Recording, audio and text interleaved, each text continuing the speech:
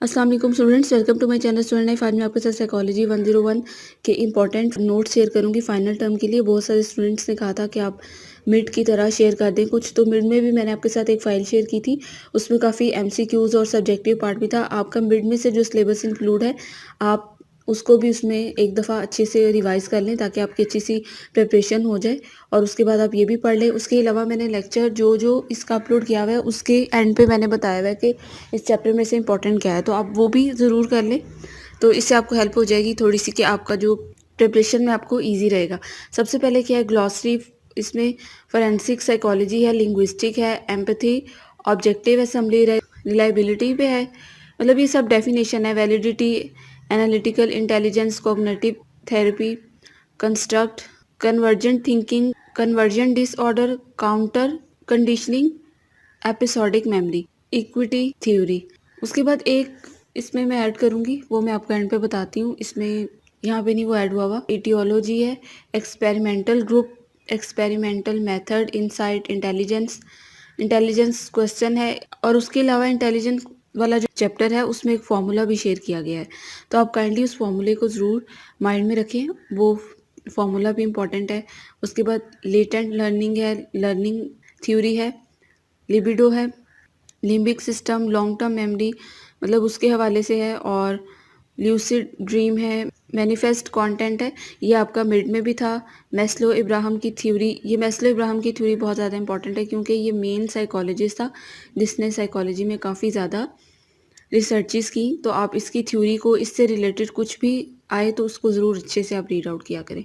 उसके बाद medulla oblongata, ये क्या है, ब्रेन का एक हिस्सा है जो कि वाइटल लाइफ सस्टेनिंग फंक्शंस को कंट्रोल करता है। जैसे आपकी हार्ट बीट है, ब्रीथिंग है, ब्लड प्रेशर है और डाइजेशन है। ये दिमाग का ये जो हिस्सा है वो इन चीज़ों को कंट्रोल करता है। उसके बाद मेटा एनालिसिस है, मिनीसोटा मल्टीफेजिक पर्सनैलिटी इन्वेंट्री। उसके बाद मॉडलिंग है, मोर्टेलिटी है और मोटिव, नेचुरलिस्टिक ऑब्जर्वेशन है, नेगेटिव कोरिलेशन है, न्यूरॉन है, optical lobe, parasympathetic nerve system है। अब ये सिंपथेटिक और पैरासिम्पथेटिक नर्व सिस्टम इसके बारे में भी काफ़ी डिटेल थी, तो आप इसको भी लेक्चर में, मैंने इसका जो लेक्चर है उसमें बताया हुआ है, उस वहाँ से इसको देखिएगा। इसमें और भी इम्पोर्टेंट उसमें पॉइंट्स मैंने बताए हुए हैं, आप वो ऐड कीजिएगा। उसके बाद बाकी पॉइंट है, परसेप्शन है। परसेप्शन भी बहुत ज़्यादा ज़रूरी है क्योंकि ये भी साइकोलॉजी की बेसिक टर्म्स में से है, तो इसको भी आपने करना है। उसके बाद परसेप्चुअल कॉन्स्टेंसी, परफेक्ट कोरिलेशन, सारे जो पॉइंट हैं वो यहाँ पे दिए हुए हैं। और जो इसके अलावा short term memory, Skinner social learning theory, social psychology, somatic nerve system, stage theory, state dependent memory, sublimation. अब ये सब्लिमेशन और इस पे रिग्रेशन था और प्रोजेक्शन था, ये साइकोडायनामिक अप्रोच से है, जिसका मैंने आपको पहले कहा था, मैं आपको एंड पे बताती हूँ। तो साइकोडायनामिक अप्रोच जो है वो मोस्ट इम्पॉर्टेंट अप्रोच है। नो डाउट कि उस पर क्रिटिसिज्म भी हुआ, उसको रिजेक्ट भी लोगों ने किया, उस पर बाद में जो नए साइकोलॉजिस्ट हैं उन्होंने एडिशन भी किया, लेकिन वो मेन थ्योरी थी साइकोलॉजी की। तो उसमें जितने भी पॉइंट है, रिग्रेशन है, सब्लिमेशन है और उसमें था, सारे जो पॉइंट थे वो भी आपने इसके करने हैं, वो मैंने चैप्टर में आपको बताया हुआ। ये आपका मिड में भी इंक्लूड था, तो इसलिए आप इसको अच्छे से देख लें। टेम्परामेंट ट्रेट जो है ये भी एक इम्पॉर्टेंट थ्योरी है, इसको भी आपने करना है।